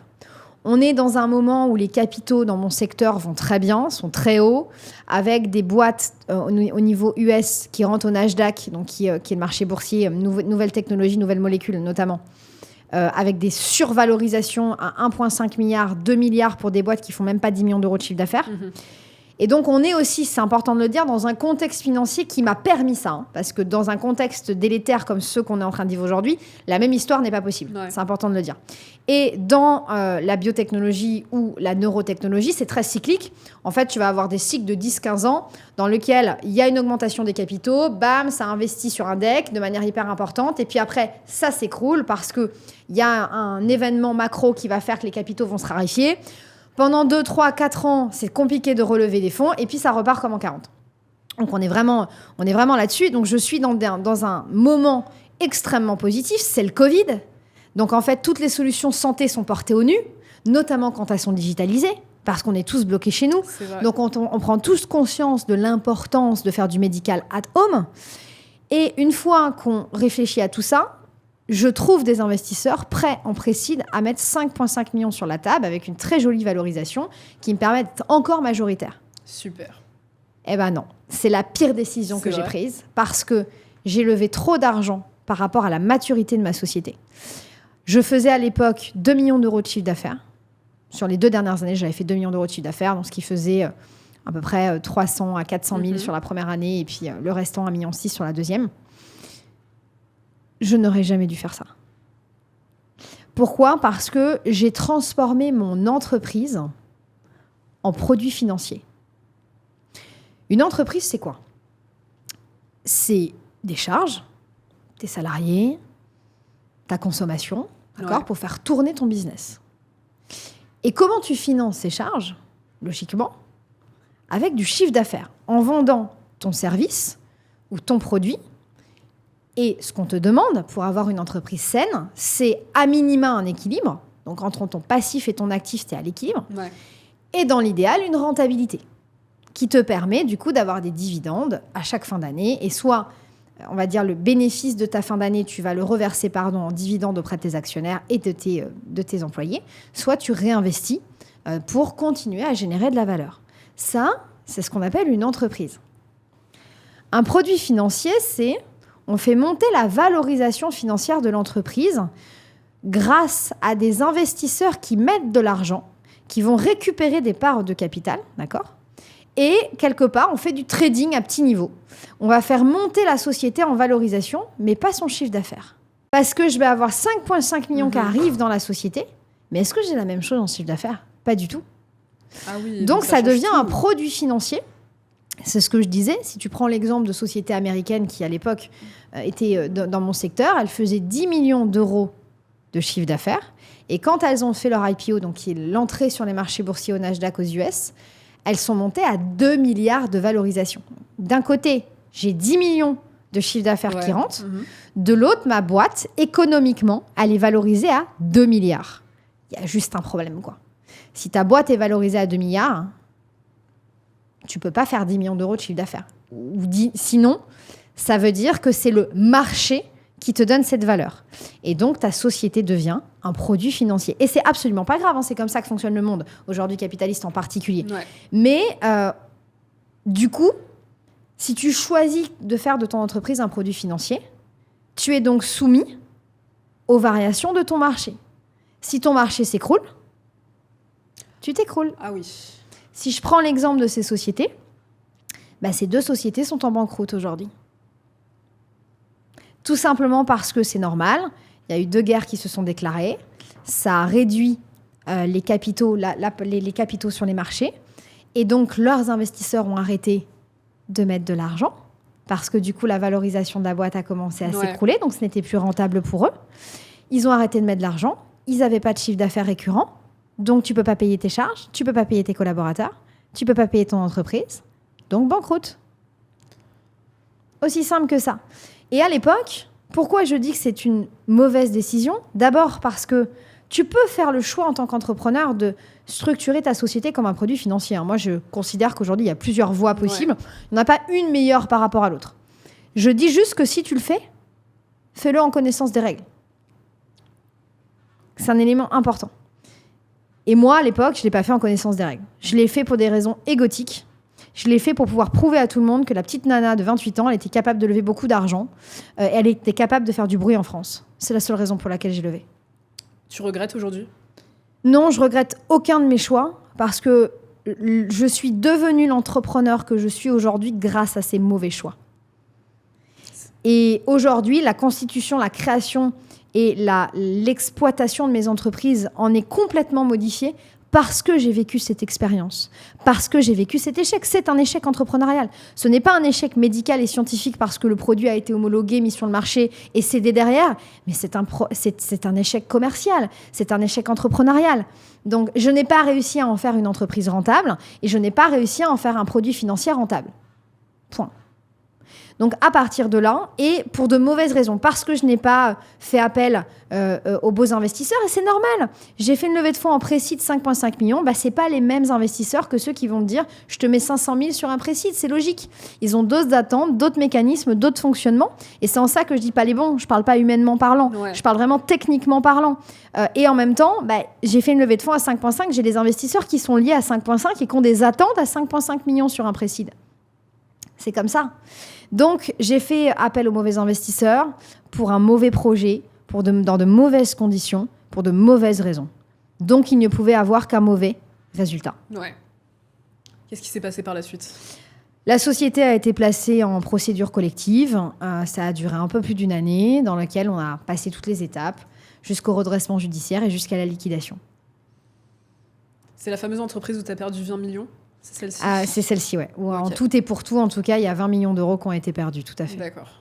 En tout cas, financièrement parlant. Comme je dis toujours, 20 millions d'euros qui ont été perdus, mais un produit qui a été fini, homologué, arrivé à terme, fonctionnel aujourd'hui et distribué. Donc, l'entreprise a fait son boulot scientifique. Elle n'a juste pas réussi à trouver 20 millions d'euros en termes de chiffre d'affaires. Parce que quand l'entreprise s'est liquidée, en fait, on allait commencer la commercialisation. Ouais. Et c'est pour ça que je dis que c'est une question de marché. C'est-à-dire quand on a fini l'homologation, on était prêt à lancer la commercialisation, mais on n'avait plus les fonds. T'en as tiré quoi comme leçon ? D'abord, une leçon d'humilité. Tu sais, moi, j'ai été diagnostiquée neuroatypique très tardivement. J'avais 31 ans exactement. J'ai retrouvé les papiers. Parce que vu qu'on me pose de plus en plus de questions là-dessus, et que j'aime bien être super précise, ouais. J'ai été retrouver les papiers de mon diagnostic. J'avais 31 ans. Et à 31 ans, quand on t'a fait comprendre toute ta vie que tu étais un peu débile, hein, et que tu captes la puissance de ton cerveau, tu passes par 3 étapes. La première, l'étape de la mégalomanie. Je suis supérieure à tout le monde. Et tu te sens supérieure à tout le monde. Malgré tes handicaps, malgré les crises qui sont adossées à ta neuroatypicité, tu te sens supérieure à tout le monde. Et il faut accepter de passer par cette étape. Je pense qu'elle est importante. Donc, j'ai manqué d'humilité dans la gestion de ma boîte. Je suis supérieure à tout le monde. Et en plus, factuellement, 99,9% du temps, j'ai raison. Mais il y a 0,01% du temps où je n'ai pas raison. Donc, ça, c'est la première chose. La deuxième chose, au-delà de l'humilité, c'est savoir s'entourer de gens meilleurs que toi et différents de toi. J'ai eu, pendant cette phase de procédure collective, et j'ai toujours, une équipe de direction incroyable. On est tous différents. Alors, on est tous neuroatypiques, mais on a tous des expressions de neuroatypicité différentes. Et effectivement, la différence est ce qui va faire qu'une entreprise va pouvoir fonctionner. L'écoute, c'est ça quand je parle d'humilité. L'écoute, notamment le dirigeant, parce qu'à la fin, c'est le dirigeant, la dirigeante qui prend la décision, bien sûr. Mais c'est dans l'écoute, dans le questionnement, que tu prendras tes meilleures décisions. Et le dernier point, formez-vous. Et je dis pas ça parce que j'ai des sociétés de formation. Je dis ça parce que j'ai créé ma première boîte, j'avais 20 ans. À partir de mes 22 ans, j'ai toujours eu coach, mentor, formation. Toujours. Sauf quand j'ai levé des fonds. Voilà. Sauf quand j'ai levé des fonds. Je ne me suis pas fait accompagner pendant toute la période de levée de fonds. Et leur intégration. Quand j'appelle période de levée de fonds, c'est le moment où tu lèves et le moment où ils sont avec toi dans l'entreprise. Ouais.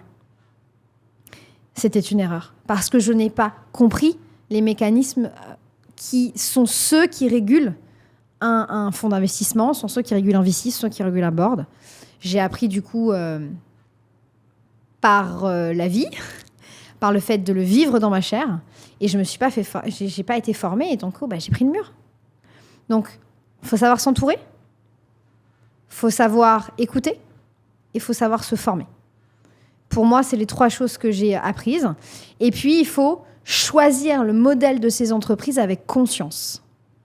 Et aujourd'hui, j'ai certaines de mes entreprises qui sont sous un modèle d'entreprise basé sur passif-actif chiffre d'affaires et d'autres où j'ai conscience que je pars sur un modèle mixte, hybride entre chiffre d'affaires et produits financiers.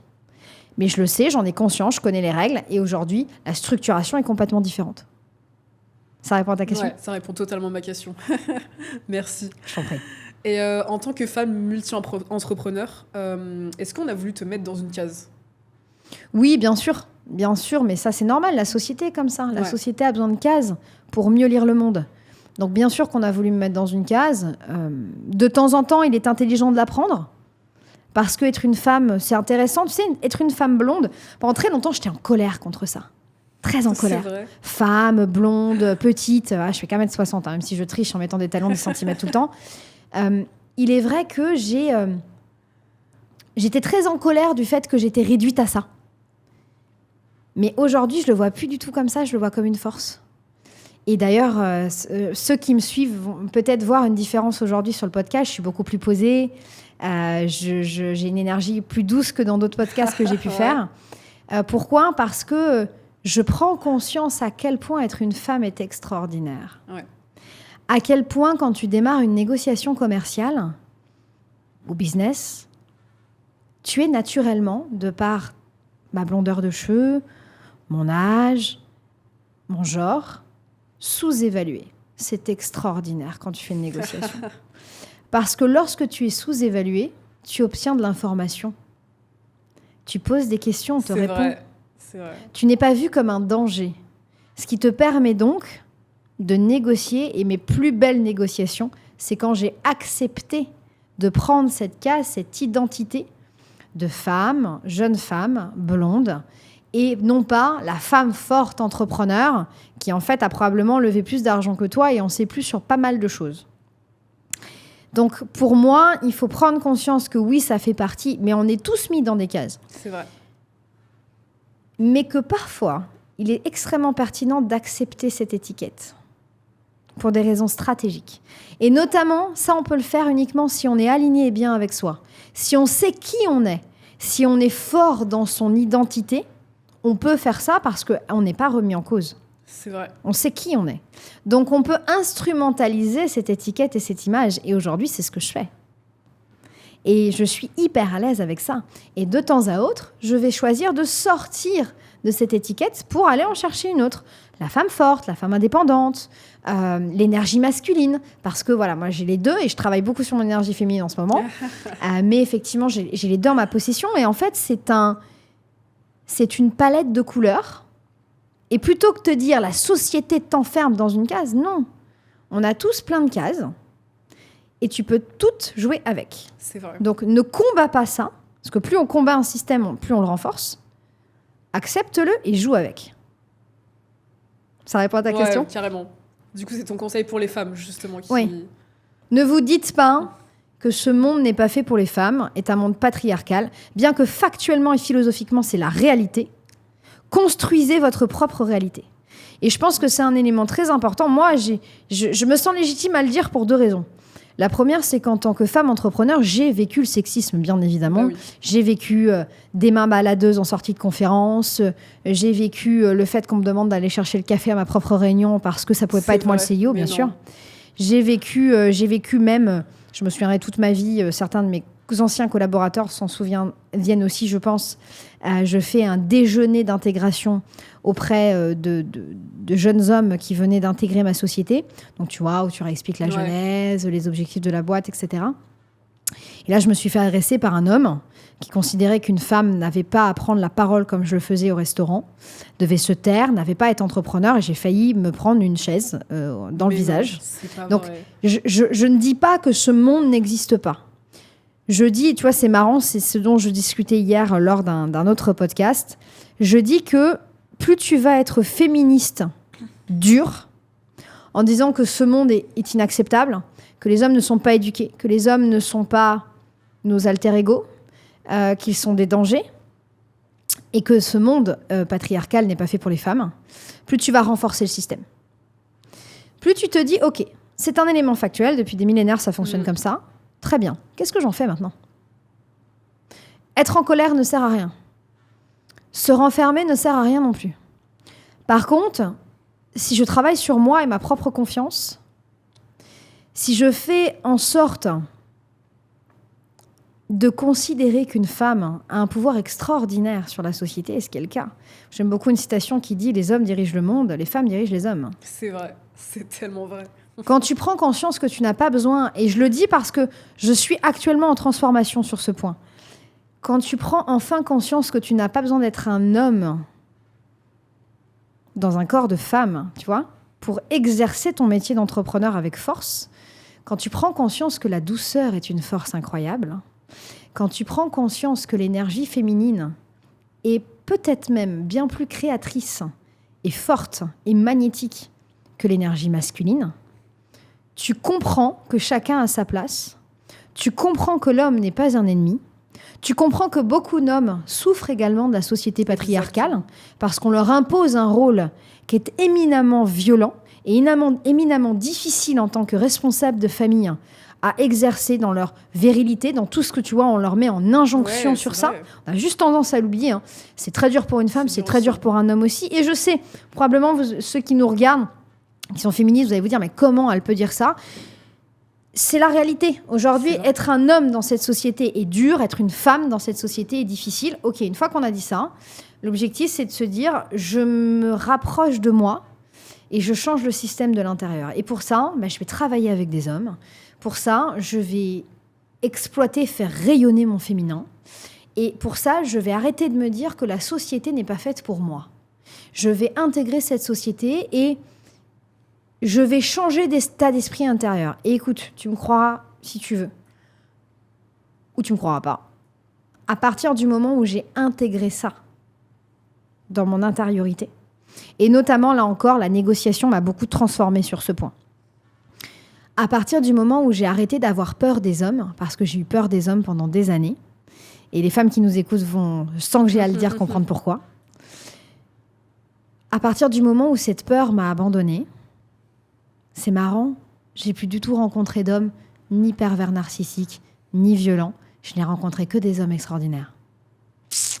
Il y a quelque chose quand même. Il y a quand même quelque chose, ouais. Et Flavie Faman, tu sais, a vécu dans sa jeunesse un traumatisme sexuel très grave.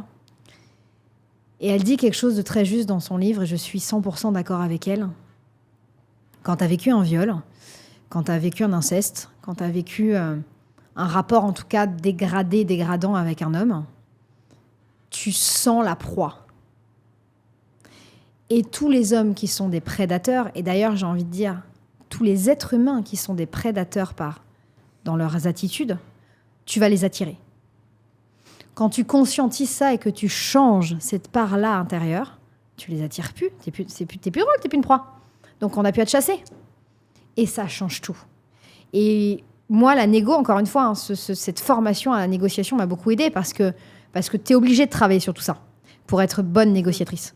Et du coup, j'ai pris conscience de ça et j'ai arrêté de lutter. J'ai arrêté de voir les hommes comme étant un danger. J'ai arrêté de voir la société comme étant inadaptée à moi. Et du coup, ça a complètement transformé cette notion d'étiquette de femme. Non, je suis juste un être humain qui s'éclate bien dans sa vie, j'ai la chance d'être une femme. Et aujourd'hui, je considère, et je pense que c'est la première fois que je dois le dire aussi, tu vois. Tu remontes sur des podcasts que j'ai pu faire il y a bien longtemps. Je n'avais pas du tout cette position-là. J'étais une femme en colère. Aujourd'hui, je suis heureuse d'être une femme. Et je suis fière d'être une femme. Je suis totalement d'accord avec toi. C'est incroyable.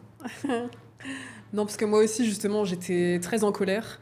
Et j'étais dans ce rôle de femme forte, indépendante, sûre d'elle. Et en fait, je me suis dit, mais ça sert à quoi de lutter, autant justement rentrer dans le système et en jouer, quoi.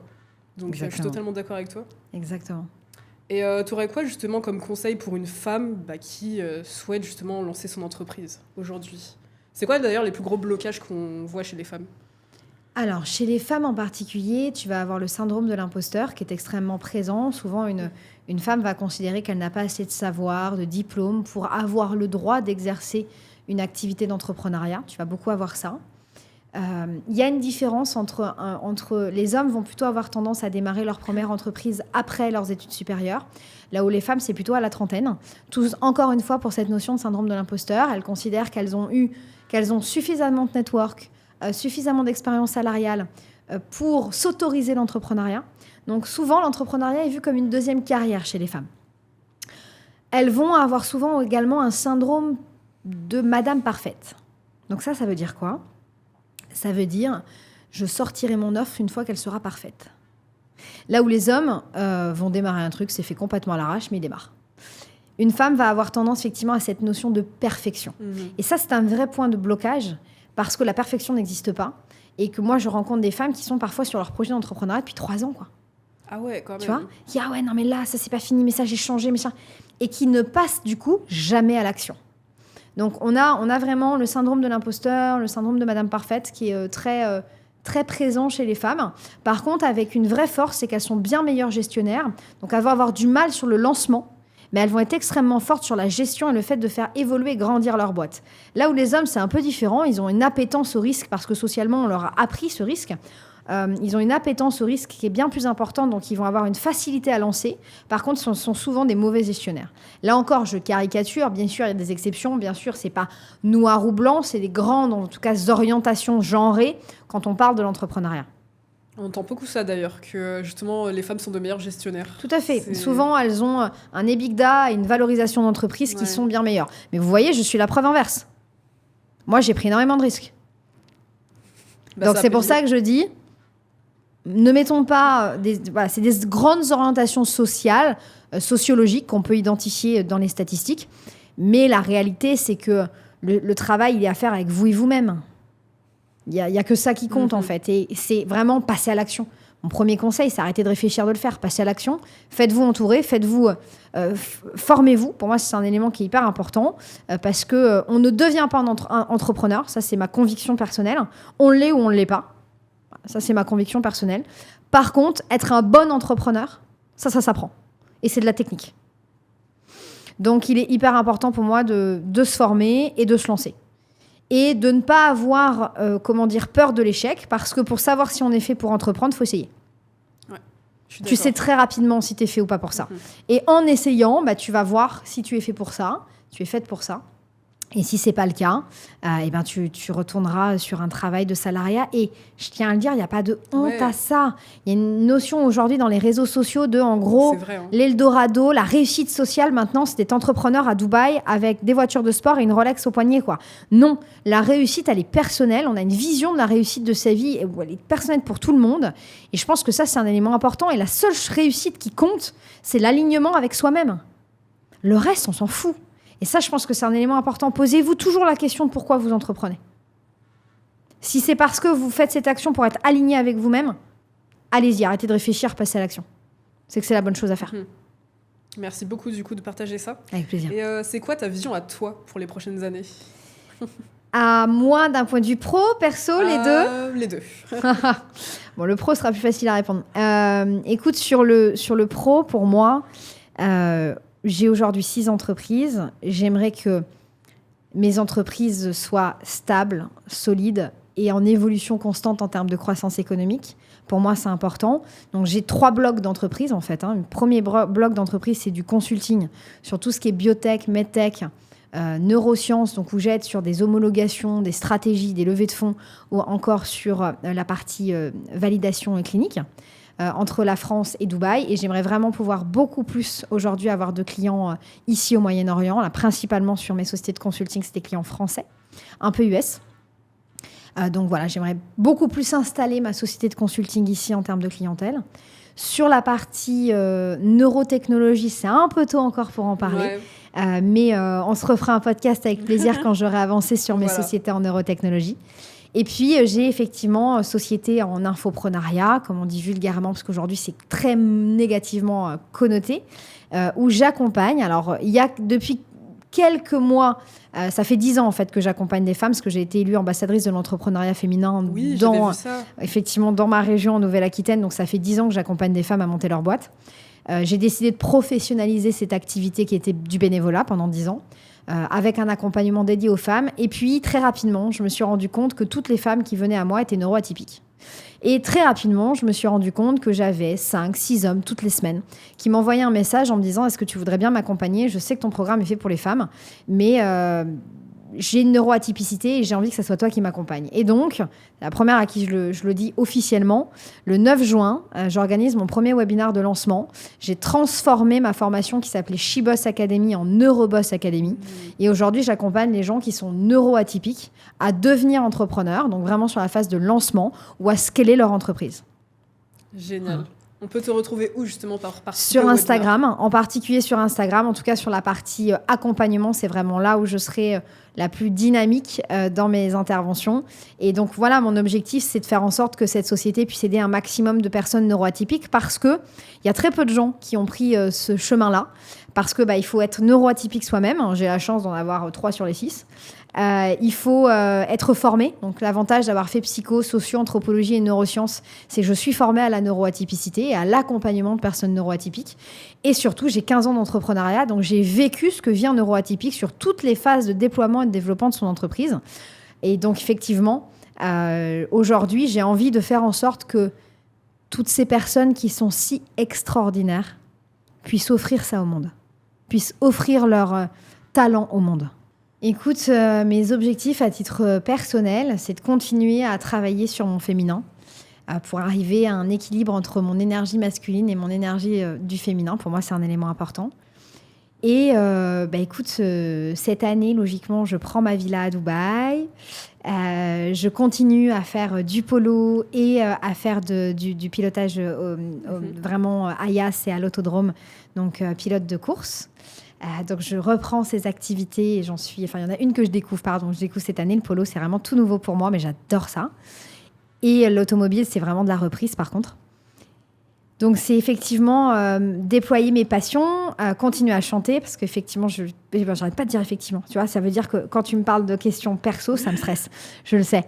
Donc, c'est continuer en tout cas à exprimer mes passions. Et puis, j'avoue que j'aimerais bien me reposer. Je suis de nouveau prête, je pense, à rencontrer quelqu'un sur mon chemin, à construire avec quelqu'un. Je ne suis pas certaine d'arriver à trouver une personne qui m'accepte dans ma neuroatypicité et dans mon entrepreneuriat, parce que ça prend une place qui est très importante. Je sais exactement, c'est l'avantage d'avoir 34 ans, ce que je veux et ce que je ne veux pas aujourd'hui. Et la manière dont j'ai envie de vivre ma prochaine histoire est assez particulière, assez singulière. Donc, mais je ne désespère pas. Je fais confiance en ma bonne étoile qui a toujours été là depuis le début et qui, j'en suis persuadée, me mettra la personne qu'il faut sur mon chemin. Super, c'est bon à savoir. En tout cas, merci Marine d'avoir été là avec Merci moi à toi. aujourd'hui. C'était vraiment incroyable, j'ai adoré cette conversation. Et je pense que ton histoire est l'une des plus inspirantes que j'ai écoutées jusqu'ici. Merci beaucoup. Donc, j'ai vraiment hâte de partager cet épisode. Et merci beaucoup du coup de m'avoir fait l'honneur d'être la première Française que tu Bah oui. interviews. Et ça a été un énorme plaisir également partagé d'être avec toi aujourd'hui. Merci beaucoup Marine. Merci. Je vous dis à très bientôt sur le prochain épisode et je vous souhaite une très bonne journée. À très vite.